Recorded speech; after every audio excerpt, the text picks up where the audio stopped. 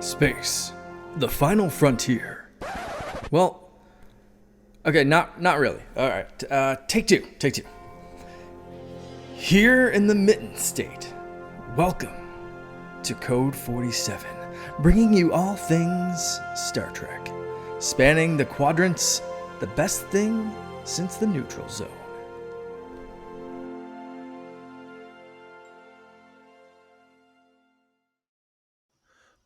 All right, we are back yet again. It is the Code 47 podcast on the Secret Friends Unite podcasting network, episode 107. I am your Trek Lord of West Michigan, Commodore of the USS Grand Petoskey, Charlie Carden, coming at you with two of my awesome cohorts this week. I have the indefatigable Missy Merchant on my left. Good evening. Good evening, Charlie, and everyone. Good to see you. And from the windy city of Chicago, Jen Watson, how are we? Hello, I'm doing great. All right. We've got some good stuff to talk about tonight. We are wrapping up the second season of Strange New Worlds, and at this point, the last Strange New Worlds, I'm afraid that we're going to see for at least a year due to the strikes, although I did read a headline just before we got on that said that production is ready to resume when the strikes are over. That could just be a soundbite. Who knows if it's actually true? Let's hope it's true. But that still has to end first. So fingers crossed on that. As always, we like to do when I kick off the show, I want to give some special love and appreciation to our Patreons, the folks that do make it possible, not only for myself, but actually both of my co-hosts, one of whom happens to be one of our top tier Patreons, to make great additional content. We really do enjoy that. You actually can visit patreon.com/Secret Friends Unite, do a 7-day trial to sample our content. And if you like it, feel free to stay on board. On our BFFs level, we have the awesome Nias family, Sean, Stella, and Henry, Missy Merchant, who you might know, and Missy's friend, Andy Milliken. Over on the Best Buds level, Jamie Prinky is also one of our top tier Patreons. So we are very grateful for that. Once again, patreon.com/Secret Friends Unite. Opt for a free trial, choose any level, and get access to our stuff and check us out. So, all right. Well, with that, with the business part out of the way, let's get on to our news story this week. I was fortunate enough, again, to get a screener of Lower Decks from the fine folks at Viacom. I want to give a shout out to my friend and fellow USS Grand Petoskey crewmate Kurt Krug, who is a journalist who introduced me to some folks at Viacom and made it possible for me to get my hands on this. But I've gotten to see the first 8 of 10 episodes, which was a lot. I figured, they would have split it in half. But the great news is this is coming up on September 7th, which is just next week. So it's just right after Labor Day and a day before Star Trek Day, of which we typically will do a special edition to talk about it. But I'm not really sure how much news there's going to be on this year's Star Trek Day with the strike and everything. But you know what? I think that'll be interesting in and of itself. But anyway, because these images are released, I feel comfortable talking about it. Episode 1 is called Tuvix. TWOVIX, and the entire episode is based around the Starship Voyager, and it is chock filled with Easter eggs that are pouring out of every panel in every and referencing all kinds of great episodes. And really, the Tuvix, which is the meme punchline that is the most associated with Voyager, is kind of the crux of the episode. And and don't think you might see the salamanders, but I can't say too much more. My NDA prevents me from saying too much more. But what a fun episode! I was ear to ear. April and I watched this about a week ago. Oh, I'm not supposed to say she watched them with me. So I watched them about a week ago, and they were just absolutely delightful. So, guys, skimming over, and the second episode is an occasion. I'm trying to see if they included an image. There is Go ahead. Yeah.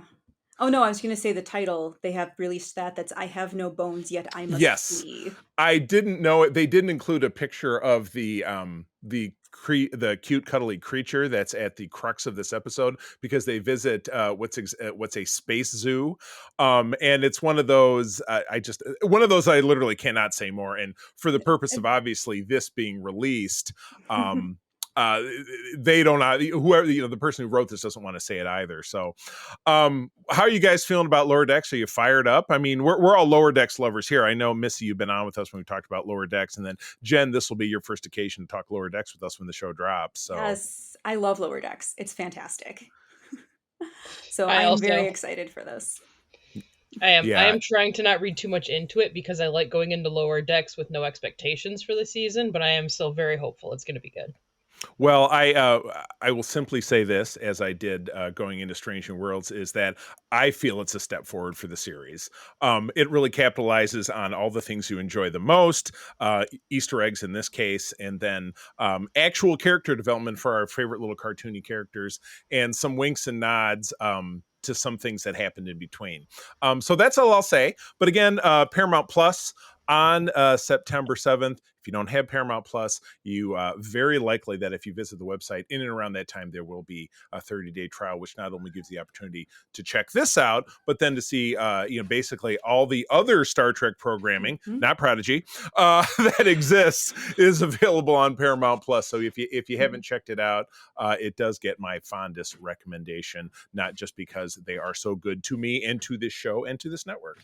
So anyway, all right, let's jump on in. We have the final 2 episodes of Lower Decks season 2 to talk about. Strange New Worlds. Strange New Worlds. Hello. See, my brain doesn't transition You're so that fast. excited for Lower Decks that you I can't know. help yourself. I can't take it. Oh my goodness. Well, Jen, I'm going to give you the privilege of talking about episode 9. And I'll tell you what, you feel free to read the summary. You give your take. Missy, you go, and then I'll bring it up the rear. So Jen, go for it. Okay, Strange New World Season 2, Episode 9, Subspace Rhapsody.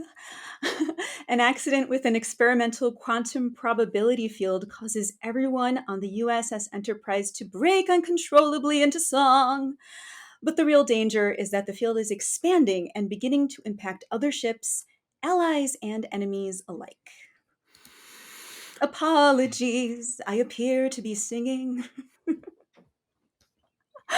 Well, how do you really feel? Yeah. I mean, this is the most fun that I've had since the Lower Decks crossover. But two episodes ago. Right. I mean, right. But Strange New Worlds is just delivering episode after episode. There has not been a dud yet. There's been some that I've liked slightly less than others, but I'm amazed. I'm astounded.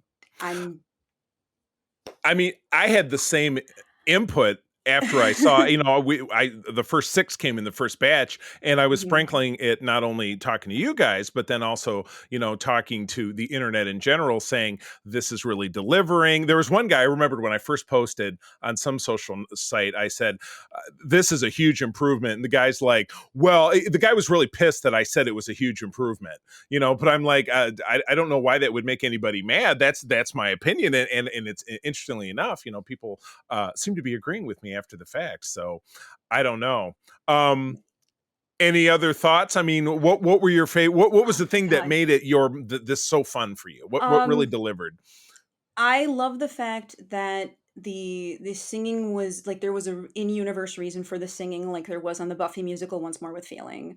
That they were confused by it, that they were trying to work it out in song also.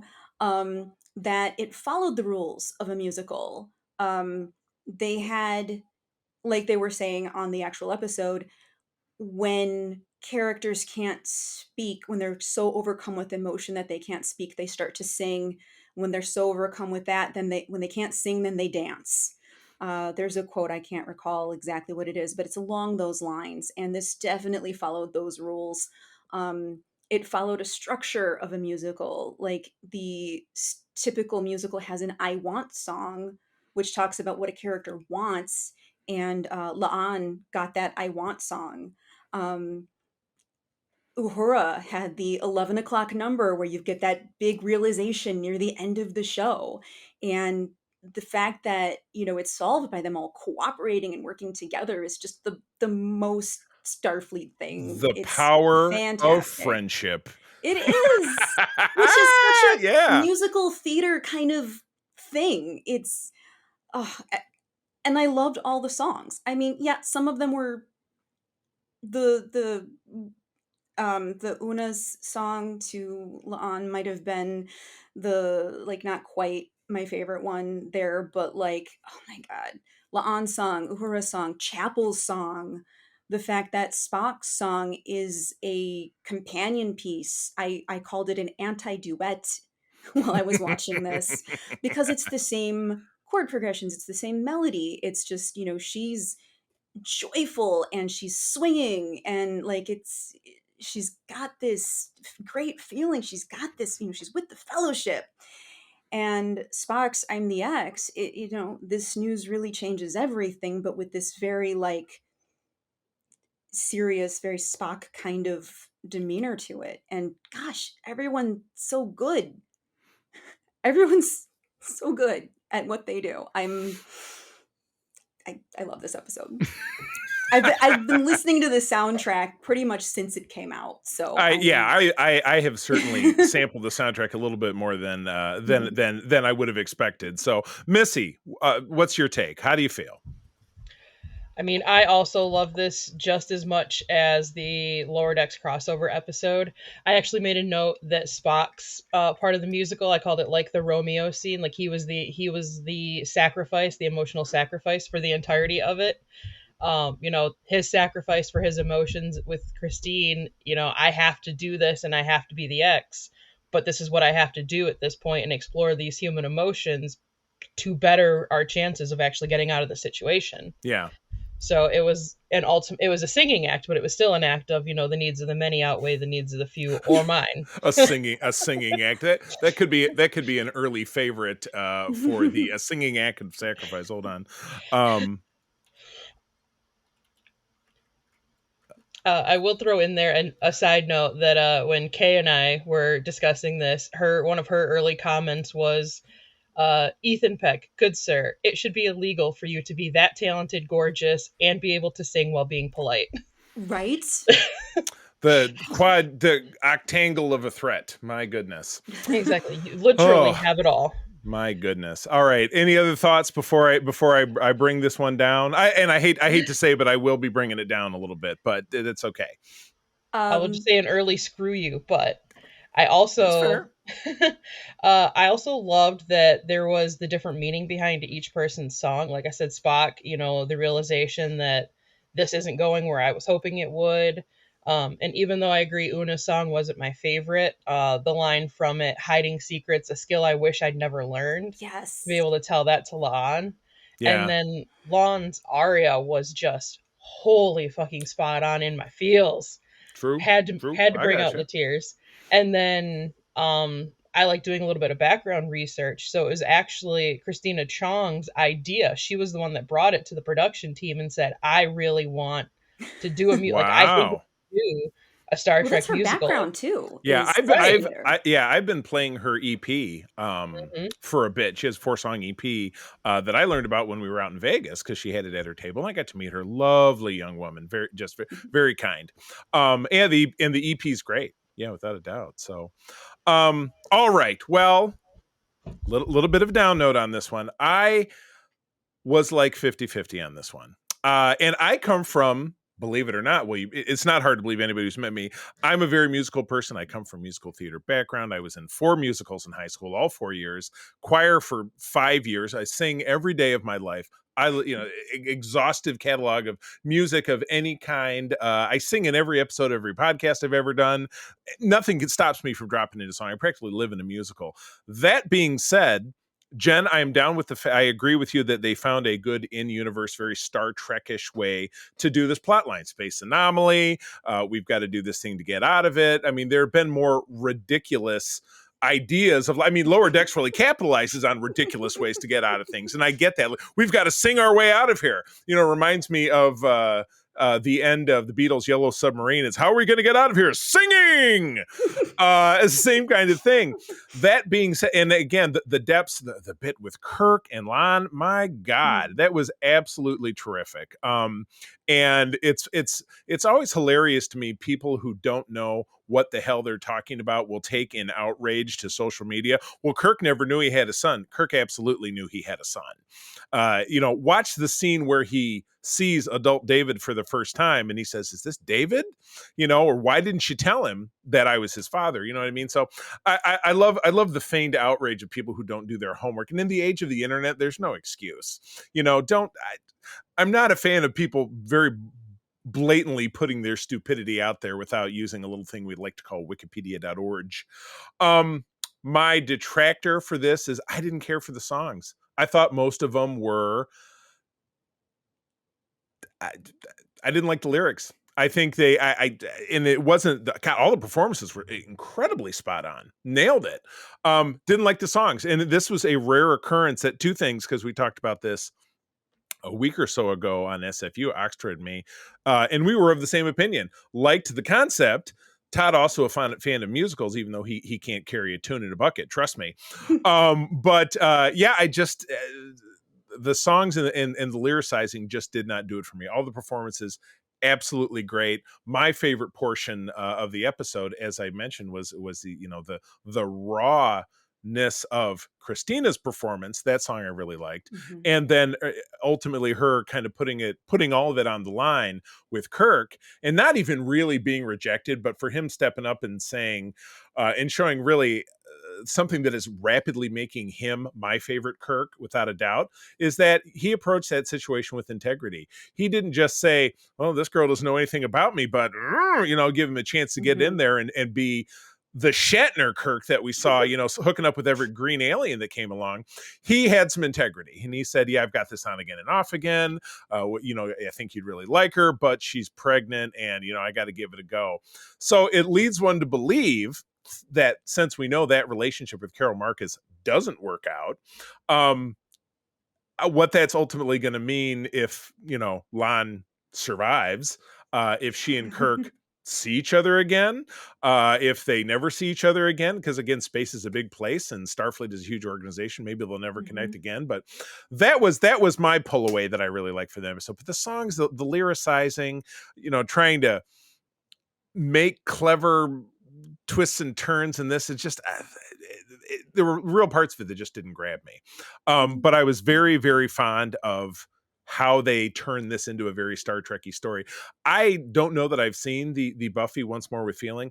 Eventually, I'm sure I'll end up seeing it, then because you need to. Yeah, sure. we've covered myself over on Patreon, myself and Kelly Gentner, who we were at C2E2 and did our Voyager photo shoot. She was our Janeway, is a huge Buffy fan, and we did that together. So much like that show, and Jen with Sequest, we got to get back to doing Sequest. We're going to tackle more of it, and Missy and I have a couple in the bank that we've got to record. So including Daria season 1, which I think is going to be a blast. So yeah, I'm looking forward to that. But anyway, yeah, I don't know. Maybe I was in the wrong frame of mind, but that part of it kind of missed me. But musical burn, man. It's the Discovery. Yeah. It's the equivalent to the Discovery's burn, but they got to do it with their voices. The voice burn. Oh my gosh, burn. The voice burn. That could be a better one. Well, while I type that in, Missy, why don't you do us the honor of taking us to the season finale?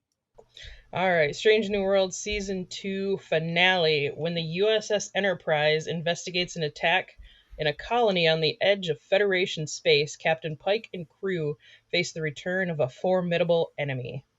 Shum, shum, shum. Dun, dun, dun. I will probably be in the minority. I did not like this episode. You see, you can be in the minority, and we still respect you in the morning. That's how Code 47 works. Video feed cut off. I think I just lost everyone. Am I here? Oh no! Toot toot toot toot toot toot toot toot. We got you. Okay.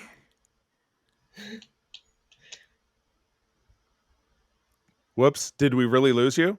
No, I'm here. Okay. Are you all right? Okay. We can see you. We're good. All right. You're good. Can you hear me? Yes, absolutely. Okay. All right. This is a testament to the fact that I don't edit, so everybody gets to hear all of this. So, Missy, please continue. I had hopes for the season finale. I always like a good cliffhanger, as much as they piss me off in the moment. Sure. But as soon as the enemy was made known again, I went, it's the goddamn why the goddamn, it's like every season's gonna be the goddamn Gorn It's again. like the Borg and Voyager, right? Oh, I know. let's go back to the well again. Yeah. Exactly. So it's like, oh, what's going to hold? Oh, season 3. That means we're going to get the Gorn. I'm so excited. Oh, really, Gorn? Okay, cool. What else you got? But I will have to say, I very much appreciate Scotty, and so far, like, obviously it's only part of one episode, but I'm really pulling for this version of Scotty, for young Scotty. He's really got my interest right now. Scotty Doe. He's a delight, isn't he? Is such a delight. First Scottish actor to step into the role of the 3 main portrayers of Scotty. So yeah. Yeah, cool. All right, Jen. Yeah, I was a little underwhelmed by this too, but I think that coming off of an episode that was just such a delight for me, going into this season finale. I mean, it's called Hegemony, so you know it's going to be about the Gorn. I do like what they're doing with the Gorn in that they're sort of hinting at the fact that these Gorn are intelligent. I mean, you know, they say at one point, oh, they're just monsters, but like the whole point is that they're not. That, you know, that's eventually going to lead into what we see in Arena and that Gorn, for whatever that's worth. I like how they're reimagining them Yeah. as like an actual threat. They're actually scary. You actually do fear for the people that are taken away, and that have to, you know, oh, are we going to see them again? Because not everybody that was taken has plot armor. Right. So Oh, yeah. I don't know. There was a lot that I did like though. I liked Scotty. I liked the whole thing at the beginning where it's like this is a small town, and it's sort of an homage to in the original series them sort of reusing sets. Right. Yeah. Differently. The famous, Mhm. New York City set that you see in Muri, Yeah. or you see in a piece of the action, or the city on the edge of forever. Absolutely. Yeah. Absolutely. So, well, yeah, this episode in some ways really suffers from something that you can't get away from in a prequel. That is a holdback for people who are purists and those who are in the know, but it's wide open for a lot of the people who are using Strange New Worlds as their springboard to get into Star Trek in the first place. Easy point of access. Todd and I, we've had 3 or 4 people on the show that, I end up talking about Star Trek just because it's natural, and he's a fan as well, so it'll come out. And then we'll say we had a guest just this week. It was the Carpool Gaming gentleman who talked Ahsoka with us, that episode which came out last week, where we said this is the great series that offers the lowest barriers to entry. You don't have to know a lot. Yes, there's some established characters, but it's an ease in.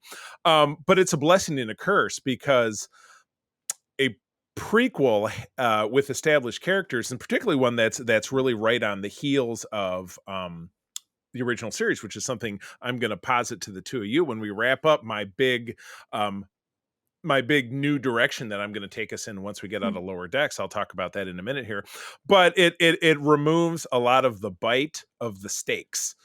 Who's going to live, who's going to die. Pike's, you know that most of our crew is going to survive. Will Captain Patel survive? If she does or she doesn't. I mean, where Pike is headed. You know that Spock is going to be fine. That Chapel is going to be fine. So that's tough to jump into a cliffhanger with that kind of toothlessness, unfortunately. I am going to posit that maybe Okay. the stakes don't matter. Okay, I'm listening. Maybe that's not what it's about. Okay. Maybe it's about how we get there. Because the journey, like Harry Kim.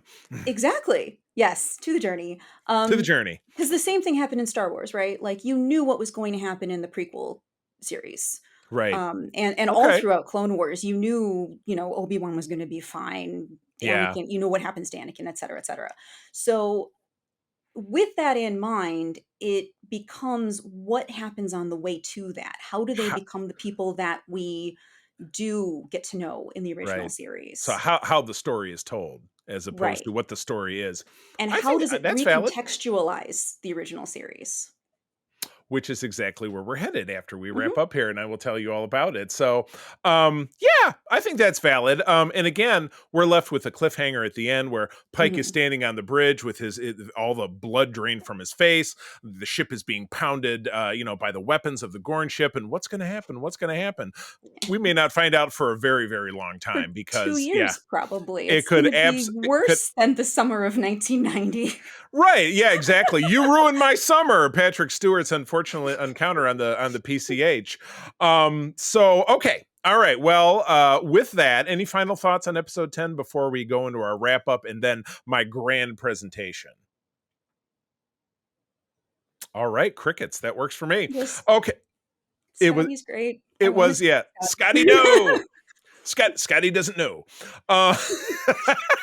I knew that one would make Missy laugh. Missy, I have this. I always challenge Missy whenever I travel. I like a stupid movie to watch when I'm in my hotel room, and Missy hooks me up. And one of them was Road Trip or Euro Trip. I know that was from one of those two movies. It's from Euro Trip. Yeah, we were talking about that again on SFU. That came up in some context. But all right, so season 2. Let's have a favorite and let's have a least favorite. And we'll start with Missy.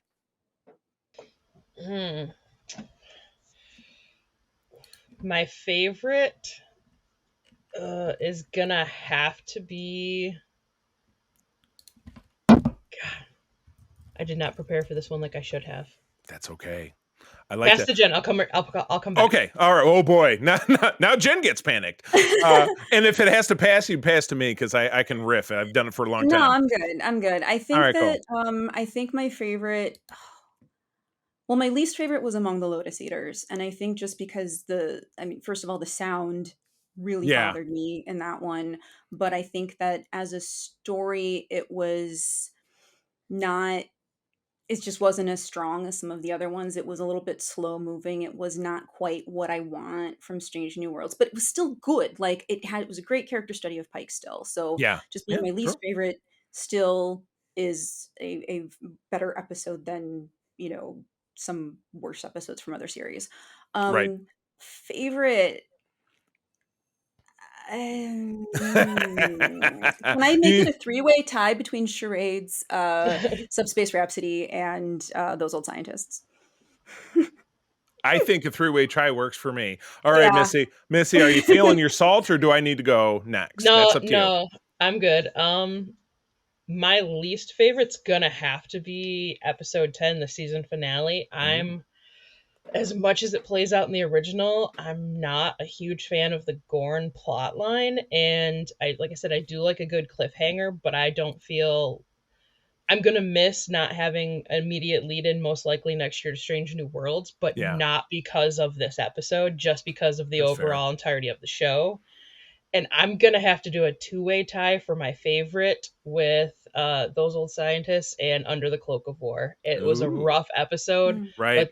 but the psychology behind It it hits you and where you the live, portrayal of it, that's real world for me. That's big time. I appreciate that. I'm right there with Jen. The Lotus Eaters episode was audiologically distracting. While the plot line was very interesting and again touched on something that was endemic to the unaired plot to the cage, which it really took us right back to the start. I also felt the kind of lack of satisfaction, even though yeah. No, episode 2. Ad Astra Paraspera. That's my favorite one. Oh, okay. Look at that. Yeah. I'm sorry. I mean, like, Wipe the slate. it's got Wipe too the many. slate. It's got too many. It's got too many good episodes. I know. But, like, that one was such a. It was Star Trek. For acting. It was like the award goes to. I totally agree with you. For character background, for you would have to go with that. But as far as overall episode theme, it still wouldn't make my top. Yeah, This is gonna have to be one that over on X, hit us up at Secret Friends You or at the C3 if you want to hit me up personally. Tell us what your favorite episode is, and we might have to get a poll going at some point. Well, I'll jump in. My favorite is without a doubt, just because of my over exuberance, my rebirth of the love of Lower Decks. Those Old Scientists is going to be my favorite. Having met Tawny on a number of occasions and just learning what a delightful person she is. And then, having also obviously met Jack Quaid, what what a wonderful pair, and what a whole lot of fun. And again, self-contained episode, but it bridged the gulf. It's not that we've not had Star Trek crossovers before, because many of the other shows have crossed over, but it's never been this much of a thrill ride. And it's never been like, oh, it's life and death and da da da da da. It was just, this was a genuinely good time in a season that took us to all of the quadrants, or more quadrants of that, of emotion, of fun and adventure and depth of character growth. All of the strange new worlds. All of the strange new worlds. Okay, yeah. I'm going to wrap this segment up with letting you know that after we finish Lower Decks, because I had this idea right when I saw Hegemony and the new actor for Scotty, whose name is continuing to escape me. I don't know if somebody's got it up in front of them, but anyway, it got me to thinking we now have more than half of the TOS cast recast within this continuum. So what we're going to do, Martin Quinn. I knew there was a Quinn in there, or I knew there was a Martin. I had one part, but not the other, but I don't remember which part it was. What we're going to do, headed into 2024, we are going to look at a potential reboot of TOS with these actors. I actually mentioned this on SFU last week, so shame on you guys for not listening. I hinted at it, I should say. So what we're going to do, and again, we have a rotating stable of guest hosts here, so whoever is going to commit to being on, we will each take an episode, or maybe 2 or 3 episodes within a season. So like, for example, season 1 had 30 episodes. Give me 5 that if somebody said, give me 5 scripts to remake, which 5 would you choose?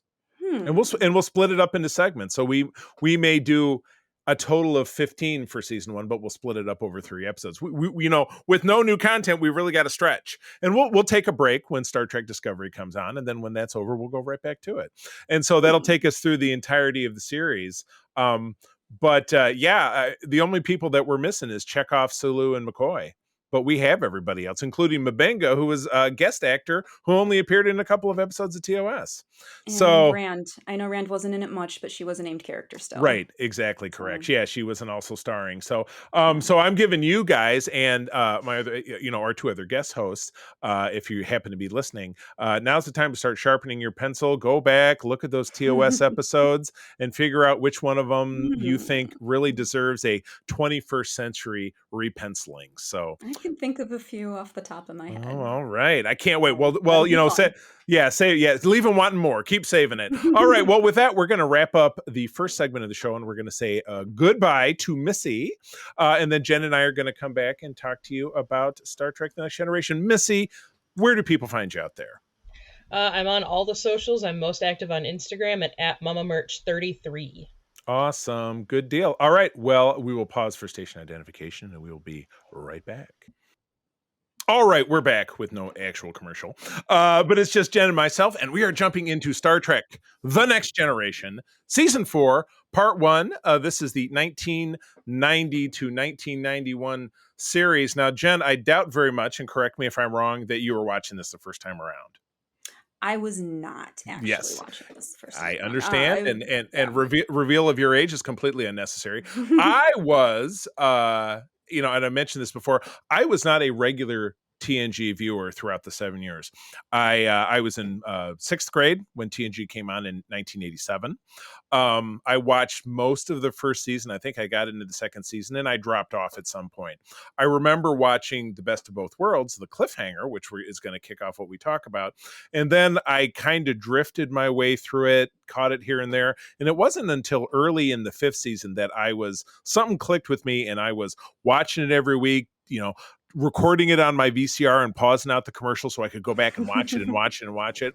As opposed to DS9, which I watched start to finish every week, taped every episode. Voyager, I dropped out for a while and came back, which I know I've mentioned before. But yeah, it was during this time that I was not a super active viewer, but as we're going to see, these are, in my opinion, some of the most powerful episodes of the series. So, let's jump right on into it. And it's funny, of the 6-pack, I actually didn't bother to watch The Best of Both Worlds Part 2 because I have seen it so many times that I could probably read the script to you if I had to. But I'll kick it off by reading the summary. Episode 1 is The Best of Both Worlds Part 2.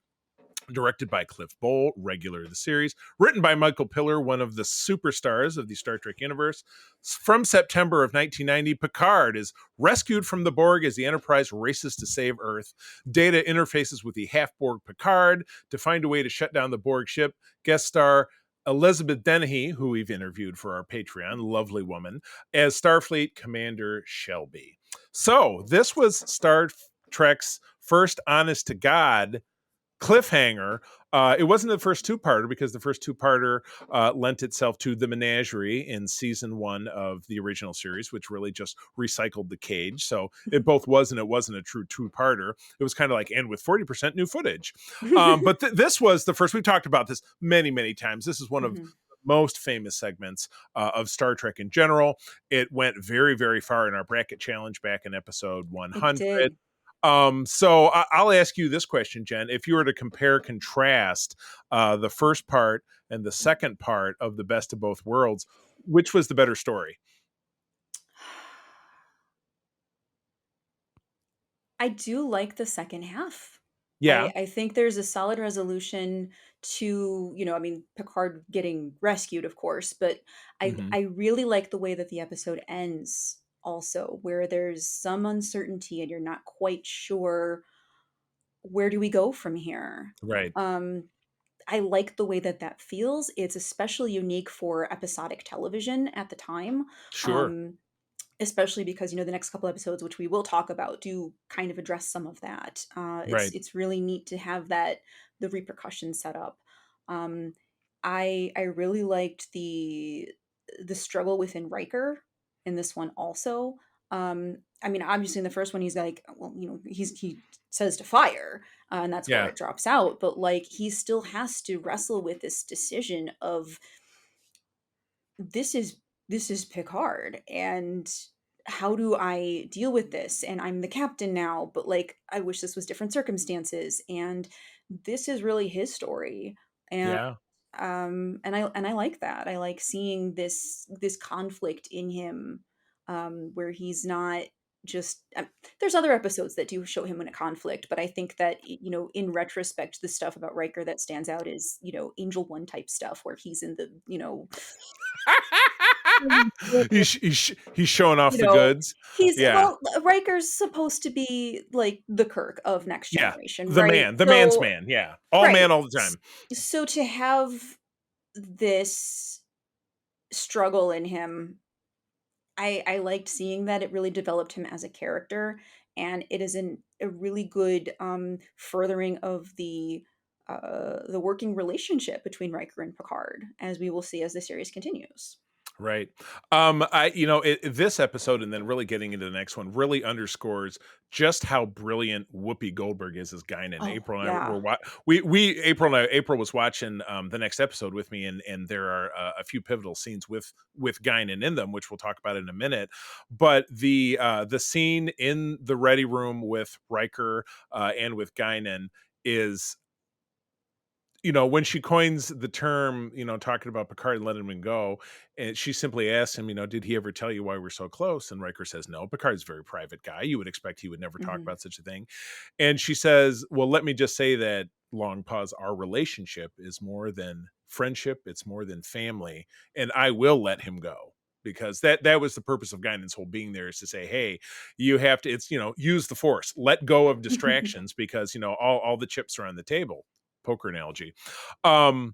Riker is captain, loved Riker as captain, really super not happy how he even ends the episode saying, everybody's wondering about my next job and my career plans are my own, but it's great to know I have some options. And in the next episode, he's right back to doing his exact same gig with absolutely no addressing to it. Perfectly understandable in regards of episodic television, because again, if he became a captain, he'd go off on his own. So-and-so, and they weren't really prepared to do that at this point, though that has manifested itself in other ways in other series of having the characters in different settings on an ongoing basis and having people come back together. So, but yeah, Best of Both Worlds overall is an epic, unmatched, and just really sets the table for, two-part Trek epics that follow, and there will be a time in the show that we will be tackling, in probably in segment 1 specifically, Star Trek epics, and we will come back to this as a two-parter, or as a single piece at one point. But yeah, I asked you the question, which one is better? I don't know if I can answer it. There's so many fantastic performances and concepts in this. Yeah. The Borg aren't quite as, the Borg are as new at this point, so they're not as ground down overused as they become in Voyager, because it's like, well, we need another story with Seven because she's the most popular character, so now another Borg widget falls off, or she needs to get a new car battery or something. You know what I mean? It's just, so at least within this, the Borg are scary, they're mysterious, they're unstoppable. They are. They don't know what they're dealing with. And Right. there is a point in this episode too where Data's talking about, oh, their commands come from, and he's cut off. Right. And it's like, well, in retrospect, that could very well be the queen. It's Right. just, that she's not established at this point, so we Right. don't Well, know, but it would have to be. What else would it it be? still slots in. It Yeah. still fits. So, Right. Right, still hanging on some of the, and you're right, absolutely, that last shot of, after Shelby and Riker leave the ready room, and he's going to take a sip of his tea, and he puts it down, and you can just tell that his complete lack of ease that we know he continues to experience for the rest of his life, and then even into his second life as a golem in the Picard series, when he becomes a bot. That, I mean, there are repercussions that begin here that drive the plot line of season 3 of Picard, with the fact that he had a Borg bit in him that became part of his DNA that he passed down to his son, and that happened in this episode. Establishes that his reputation as well. I mean, we see that with Sisko on Deep Space Nine. We see it with Shaw in season 3 of Picard. It's, how does he manage that reputation? That would be an interesting storyline, I think, to take at some point. But yeah, just it sets up so much for so much of the rest of the whole franchise, really, because even like Very First true. Contact, like everything, it's this is a pivot point by which so many other storylines and just an overall mantra of everything grow from. So yeah, I would put Best of Both Worlds, as far as you look at Trek epics, is probably the most important, even though it didn't get our top rating in the bracket. It was I'd have to look back, and that's my fault. I'm sorry. no, that's, I mean, hey, we all, I think the majority of us agreed that The Measure of the Man is the finest single episode of Star Trek. But anyway, okay, let's move on to, this is the episode that I did watch, and in some ways it's considered a third part of the Best of Both Worlds storyline, because it's the epilogue. Episode 2 is Family, directed by Les Lando and written by my guy. I was so disappointed that he canceled about a week before Vegas happened, but I was really looking forward to meeting him. I was so bummed I was going to get an autograph, and I've just always been a huge fan of Ron D. Moore, the creator of not only so much of Klingon lore, but also of the reimagined Battlestar Galactica, which is probably my hands down other favorite franchise that exists. I just absolutely adore it. From September of 1990, while the Enterprise is undergoing repairs at Earth, Captain Picard visits his brother's family in France. Lieutenant Worf's adoptive parents come to see him aboard the ship, and Dr. Crusher gives her son Wesley a personal holo recording left by his late father shortly after his birth. Oh, talk about a wide sweeping range of emotions, of family dynamics. You have brothers. I have an older brother. We don't speak. It's a long story. So, and it's not like it was that way. I saw this when I was, 13 years old. So it's not like I saw that and I thought, oh, that's about me and my brother. And, because we don't get along. As adults, we don't get along. So watching this again just last week really kind of touched me in that regard. But then you look at Worf being a child of adoption, and then being from a different world, and his parents are, in a lot of ways, they start off as funny caricatures. His mother is the fretting, doting mom, and his dad's the big, like, oh, blah blah, he's just kind of bouncing around and being silly, and the silly portion turns into a very serious portion again. I think because of that great scene they have in 10 Forward when it's the two of them, and it's Whoopi Goldberg as Guinan, just really showcasing. I turned to April when we were watching this. I said, she is brilliant. everybody, the line is, everybody comes in here, they look towards that star that they consider home. And I see Worf in here as well. And when he's looking out, he's not looking towards the Klingon Empire. He's looking here. He's looking to the two of you. Yeah. That really touches base. And then, then moving on to Wesley, who has, an absentee parent because he never knew his father. His father was 5 years old when he died. This also gave us the modified Monster Maroon uniform that I personally love in cosplay because it's pretty easy to replicate. No belt, no undershirt. But yeah, as we get to see, Jack Crusher in this holo recording, the very handsome Doug Wirt, who we do see again in another flashback during Wesley's swan song called Journey's End at the end of season 7 of TNG. This is absolutely one of my favorites. Just like I said, just because it looks from family dynamics, it's so many different angles It does. that touch different people in different ways. And real storytelling, and one of the things I think Star Trek does really, really well is to produce different perspectives that you turn and say, hey, I feel that because, I struggle with, I'm the child of adoption and I struggle with what that means to me. Or, I have a tough, family relationship with my adult sibling. And so this really speaks to me, so yeah, it was absolutely one of my favorites. I don't know. How about you? I also really enjoy this one. Yes, as a follow-up to Best of Both Worlds, because it is one of those things that does address that. Picard is floundering at this point, so he needs to reconnect to something familiar.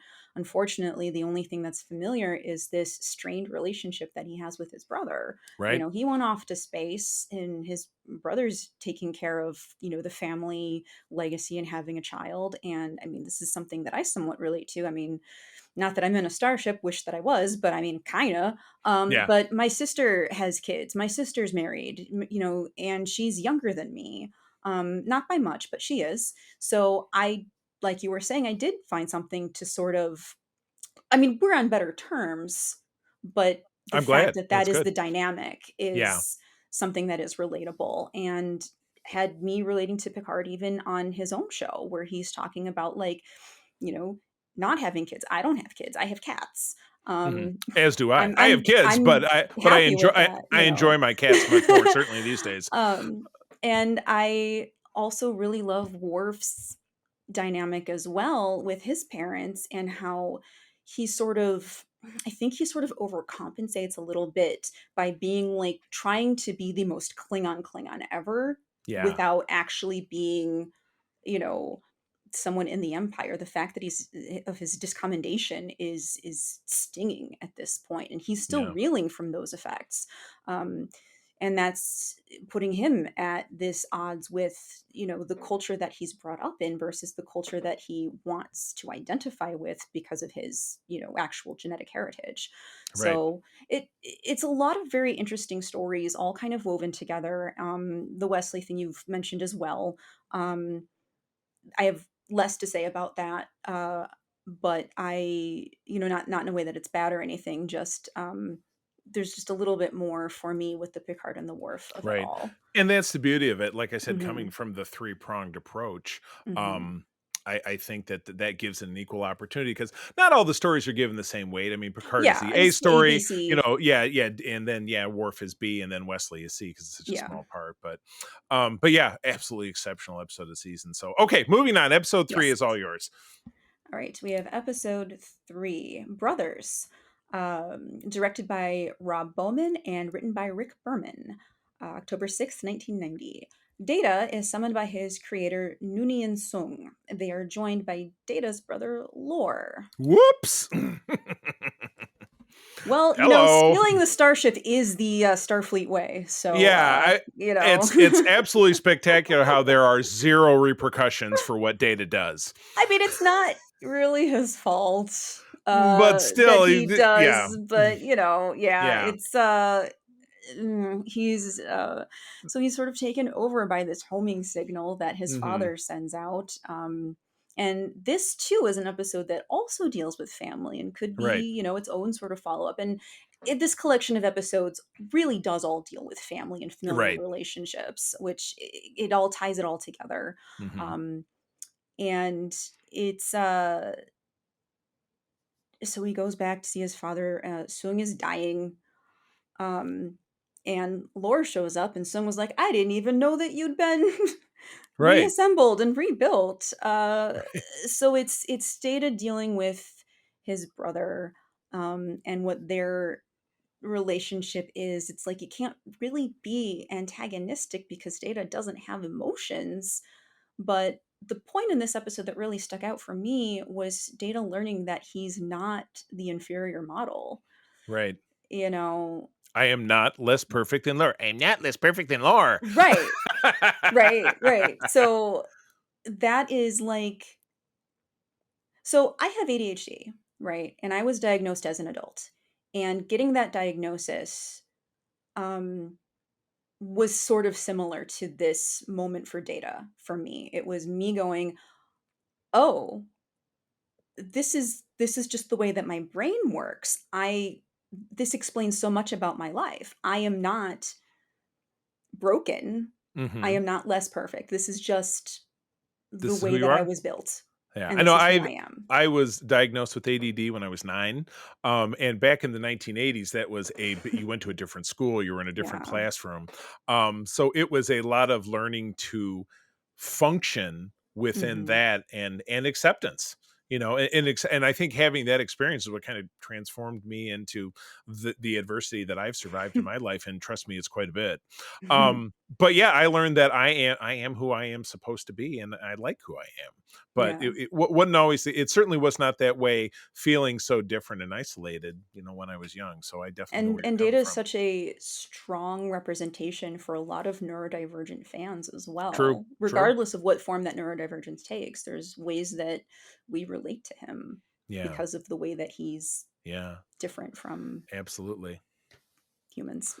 Yeah. Well, the good news is there were no consequences for Data at all, even Yeah. though he risked the life of this young child. And at the end of it, it just all got swept under the rug, which is very typical of any time somebody, goes off half cocked. Yeah, Data has a malfunction. Like there are no consequences for him at the end of the season 6 cliffhanger, which again Mhm. involved the Borg, but we will get to that much further on down the road. So awesome. Okay. Moving on to episode 4 is Suddenly Human. Gabrielle Beaumont, actually one of the first female directors to work within the Star Trek franchise. I remember reading about that. Story is by Ralph Phillips, not a name that I recognize. Teleplay Mhm. by John Wepley, again, a name I don't know, and Jerry Taylor, co-creator of Star Trek Voyager. And I believe this is when she was really starting to get her bones into the franchise. From October of 1990, Picard must help a human boy raised by aliens to decide his fate. Wow. Powerful stuff. The boy in question is actor Chad Allen, who was watching this with April, and she says, I had such a crush on him. He was on some show, and I don't even know what show it was. I As a matter of fact, don't when April and know. I were watching, I don't think she knew what show it was, but she just remembered that she had a crush on him. Because, he's handsome. He's a teen Yeah. heartthrob, blonde kid, athletic. But yeah, they stumble upon this ship filled with a very minor functionary of a species, the Talarians. And I love this race. They think they're threatening to the Enterprise, but they basically have BB guns that they shoot at the end. That's the level of their weapons technology. And yeah, Picard's like, well, the last thing I want to do is blow up one of their ships, but okay, click. He doesn't do it. But yeah, this, they're stuck with this kid who they found out, is obviously human. When he was an infant, he lived on a colony. His parents were killed during a raid by these Talarians because there were border skirmishes that went back and forth. Talarian custom, conveniently, is that when you find the child of a slain enemy, you're allowed to basically, it's finders keepers. It's possession is 9/10. This is my kid now. So he took this kid in, raised him, and and indoctrinated this kid into the society for better or for worse. And this turns into, as we've talked about in the past, one of your classic Star Trek morality plays. Mhm. Is it right to simply plug him back into, he has surviving family. Is it right to simply plug him back into a surviving family? Or is it right to let him go back to the life that he knows and he loves, regardless of the fact that it's not Federation and it's not the way that we do things, and it's not their custom sounds barbaric, and how could we allow this? And ultimately that is what Picard decides to do after this kid practically commits suicide because he doesn't want to go back. Yeah. Picard ultimately says, well, I'm going to, return him to the only life he's ever known, and lets him return. So very powerful stuff. But you see, even at the end, this kid has really bonded with Picard, because in the transporter room, something in this culture is that all the characters wear gloves. They're very O.J. Simpson or Michael Jackson, if you prefer, so that they don't have to touch something that's alien. The kid takes off his gloves and hugs Picard or slaps him in the face. I don't know. He does something. I can't remember what he does. Gives him a high five, maybe. Whoop. But yeah, I thought this was a great episode too. They are just on a roll. They are. I agree with the outcome of this. It's about respect. It's about respecting the wishes of the person whose life you're going to be affecting here. Yeah. That's just sort of how I interpret it and how I see it. The fact that he's genetically human doesn't really matter, kind of like what we were talking about with Worf too. Like, I mean, Worf being raised by humans, it family is not just in your genetics. Family is also in how you are raised, and a lot of times in what you choose, Right. and those bonds are stronger. And for him, those bonds were stronger. I mean, that was Right. the culture that he was brought up in. It's the nature versus nurture. And Right. I do think it would have been wrong to take him from, his or to return him to, I should say, to return him to a human family just because of Just cause. Yeah. yeah. Yeah. Yeah. So superior stuff. Yeah. And definitely, like I said, classic Star Trek with that, Mhm. making the tough decision, and ultimately, choosing the rights of the individual. So very good stuff. Mhm. Okay. Episode 5 is yours. Episode 5 is Remember Me, uh, directed by Cliff Bole and written by Lee Sheldon, October 20th, 1990. After an apparent failure of a warp field experiment, people begin to disappear from the Enterprise, with only Dr. Crusher remembering that they ever existed. I Big like this sigh. episode. Oh yeah. I do like this episode. This was one of the episodes that I had on tape and would like kind of rewatch on my sick days, right? Yeah. But like in this one, I again with the ADHD and the things that I don't remember, or Mhm. that I do remember, or that whole like, Yeah. am I crazy? No, it's not something wrong with me. There must Maybe be something's something wrong with the wrong with the universe. universe. It feels Exactly. that way sometimes. But Right. yeah, this is there's not actually that many stakes. It's like, the Wesley's experiment or whatever that's Yeah. erase people. It's a fun sci-fi story. It's a cool thing for Dr. Crusher to like take the center stage for something that's not actually just like a medical ethical dilemma, but something that is Right. personal to her. Um, I enjoy it. I like it. I hear you. My sick I day. mean, yeah, it's a sick day episode. I'll give them credit for again giving Beverly something to do, which they do it here. And then at the end of the season, oh my God, they give her a romance. She has a romance later on in the season. That's not, Picard or something that furthers that relationship with Picard. Mhm. This episode, but it's kind of a meh to me, because Yeah. again, you're right, low stakes. There's no Mhm. great morality play in it. It doesn't No. spawn anything. It's just your typical, space anomaly of the week. Which Yeah. again, it's a Star Trek trope. Sometimes it works, sometimes it doesn't. You do get a revisit of in some ways, this really furthers along the Wesley Crusher story, because we get a return of Eric Menyuk as the Traveler from season Yes. 1, and we do know that is Wesley's ultimate destiny, as we do see he Mhm. pursues that life at the end of the series, and then we see him again at the season finale of Star Trek Picard season 2. One of the few parts of that season that I thought actually worked, because it was nice Yeah. to see Will Wheaton again. Yeah, I liked that. So yeah, it was just okay, but I'm not like, man, this is not one that I would definitely turn on. But it's very Star Trekky, so it does stay true to form. It's a perfectly solid middle of the road episode as far It's as like, Star Trek is concerned. as Homer Simpson would say, it's a perfectly serviceable wagon story. Uh, It's cromulent. it's cromulent. It's a perfectly cromulent word. Yeah. Me fail English. That's impossible. All right. Okay. Let's wrap it up with episode All right. 6, which is Legacy. Mhm. Directed by Robert Scheer. Joe Minosky, again a stalwart of the series. He's certainly bigger in Voyager because I hear Robbie Yes. and Garrett talked about him a lot during the Delta Yeah. Flyers. From October of 1990, Tasha Yar's sister Ishara seeks to restore our order on their conflict-ridden world. So we get actress Beth Toussaint, who I want to say she was in something of note otherwise, but I would definitely have to look it up. So I I have might kind no of idea. have to do that as we're talking because it's really going to bother me. But yeah, we get a peek at the colony that Tasha's from. You know, Tasha obviously Denise Crosby, who I've met several times in Mhm. real life, lovely woman.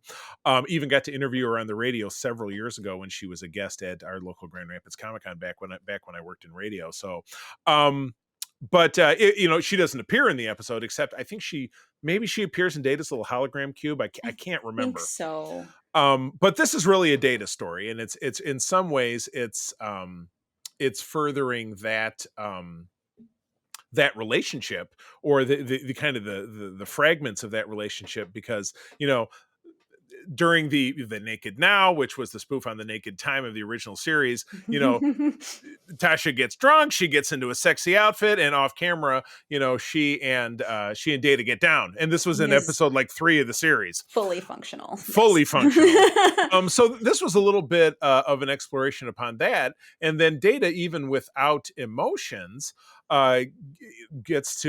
grows closer to this woman because again, this was the first of 2 times that his description of friendship is, oh my God, let me see if I can remember. My He says, sensory pathways have become accustomed to your presence. your inputs, your sensory inputs, or Sensory inputs, yes.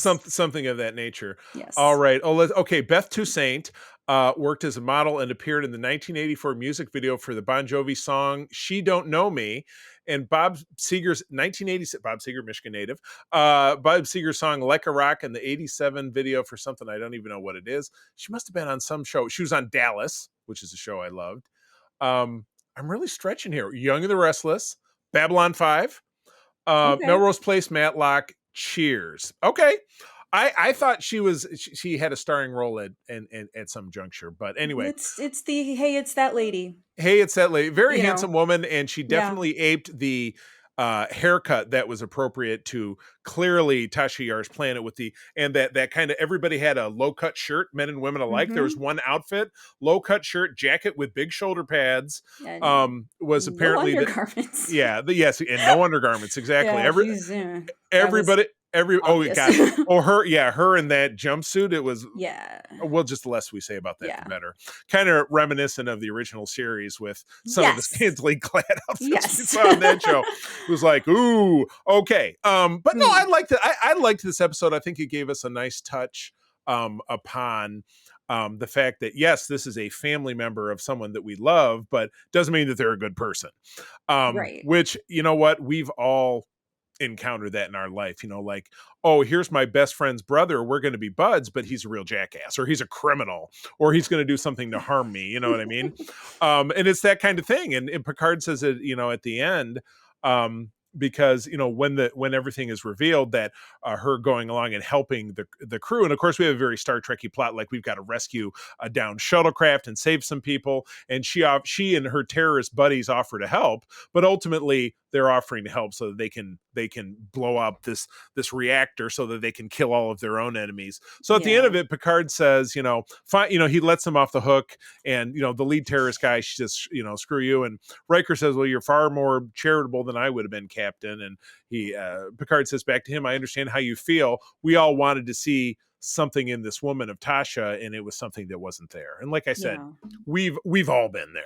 You know, we've all gone out on a limb for someone when we thought they were one thing and they turned out to be something absolutely something else. So it's the ultimate expression of our human fallacy to want to trust people, which, I mean, you have to try. You have to try, you know, and it was great to see how Data, even without his emotions, really became, you know, attached and learned something from this as he and Riker, you know, had that conversation at the end. So yeah, no, I like this one as well. This is such a rock solid packet of episodes that now that we've reached the end here and we've got to talk about a favorite and a least favorite, I'm going to be struggle bus on this one, but you want to go or should I? Well, to talk about legacy, Oh my goodness! I Sorry, I got so rambly. My bad. well, no, it's fine. It's fine. I don't have a ton to say about it because, of these six, this is the one that I actually remembered the least, and I did Okay. rewatch it to kind of jog my Yeah. memory on it. Yeah. And I think it's too little too late to try to give some character development to Tasha after the fact. It's been so long. Um, Mm-hmm. I see the point that you are trying to make. I'm one of these people, right, that I'm gonna just go with my own experiences of someone rather than, Sure. Sure. how whatever I've heard from anyone else. Yeah. Um, Double-edged sword, without a doubt. yeah, and it is because sometimes that works in my favor and sometimes it does not. Yeah. Same And here. Same here. it's a tricky thing to try to figure out who to trust just because someone else vouches for someone or just because someone has a connection to someone, just just kind of just to echo what you were saying too. Yeah. um but yeah, I just really wish that we had had more of Yar. I know that we never did. I mean, not really. um but that's kind of all I have to say about it. I hear you. It's just mm, Yeah. this was fine. This was probably, to segue into the next segment, this was probably my least favorite of the bunch. Yeah. Fair. Fair. So So, all right. Well, then, what's your most favorite? Since you've already gotten that ball rolling. um I know it's just stuck. yeah, the rest of them are really difficult. Best of Both Worlds Part 2. Yeah. Yeah, just I hear as ya. it being it's best of both worlds, Yeah. and even as a second segment to it, even just as on its own, rather than just because it's tied to the first one, because it is, best of both worlds. You take it all together, right? So, Right. Yeah. Totally. yeah, that'd be my favorite, I but it hear is ya. tough. Yeah, and isn't it great to have this solid 6-pack of episodes and really have to split hairs about It's what's like what's the whole what? season 2 of Strange New Worlds. Yeah, I know. Yeah, it's you're struggling to find something bad. Yeah, I'm gonna say that Remember Me was kind of my nothing burger, as I had yeah, mentioned. It wasn't a terrible story, but it just didn't necessarily go anywhere, and I didn't really feel like there were any stakes to it. I didn't feel like Beverly was ever really in danger. I didn't feel like it no, wasn't going to work out, which is, of course, a byproduct of having a regular cast of show. You don't necessarily, it's not like TV these days where somebody could get killed off like that, but it hmm just didn't really make me think that. And then tops for me again, Best of Both Worlds following through, but that third part, that family, yeah, really blew me away, because like I said, with an A and a B and a C story, while they didn't share equal spotlight, each one of them had a punch that was something different, that I think speaks to the life experience of so many different people in so many different ways, strained, sibling relationships, not feeling like you don't measure up or feeling like you measure up too much, being a child of adoption. I don't have an experience with that, but I can imagine, always yeah, trying to find yourself. We all deal with trying to find ourselves in almost every phase of our lives. yeah, And then dealing with an absentee parent. I mean, my dad isn't dead. My dad is still with me, but when I was a kid, he was very absentee. I mean, if not in person, then emotionally, as is frequently the case with fathers and sons. And eventually, we found our way, and Wesley never had that chance. yeah, So that really, father son stuff is always my button. I've had a really tough relationship with my sons, so that kind of thing always really speaks to me. So that's the one for me. So good stuff. yeah. Well, awesome. We will be back in a couple of weeks to start talking about Lower Decks, which will be Lower awesome. Decks. Lower Decks, and then the next 7 episodes of the 4th season of Star Trek: The Next Generation season 4. Jen, thank you very much for being here. Where do people find you out there?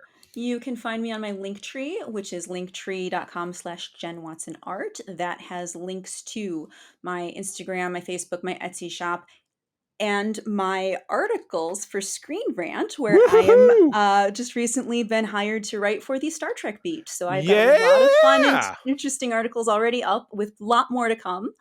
So that'll be of interest to our listeners here on Code 47. Yes, indeed. So yeah, you can find all of that at my Linktree. Again, linktree.com/JenWatsonArt. Well, we may find a way, because it's well past the time that I'd love to add you to our website as a contributor, and then maybe we can find a way to get if you have a landing page for your articles, that we can post there as well. So we will look into that for sure. I can be found over on X or Twitter, if you prefer, at the C3. Go ahead and spell it out. My lovely wife April and I do run the USS Grand Petoskey, one of the largest chapters of Starfleet, the International Star Trek Fan Club. We are based here in West Michigan, but have members all over the state. I actually also run Region 13, which is Michigan and Eastern Canada. If you're a Trekker within the sound of my voice in that geography, would like to be connected to other Trekkers, find us on social media and at a website of that same name, and we will make it happen. All right, friends, one more time, thank you for joining us. I'm going to tell you that sharing is caring, and to keep on trekking. And be the Starfleet that you wish to see in the world. This podcast is part of the Secret Friends Unite podcasting network. Visit secretfriendsunite.com for more great shows, articles, news, reviews, and more. Secret Friends Unite podcasts are available on Apple, Google, Spotify, and other podcast services around the world. If you'd like to be part of the conversation, you can join us on Facebook or our new Discord server, or follow at Secret Friends U on Twitter. Please subscribe to Secret Friends Unite on YouTube and visit our merch store at tpublic.com. Just search Secret Friends Unite. Thanks for listening.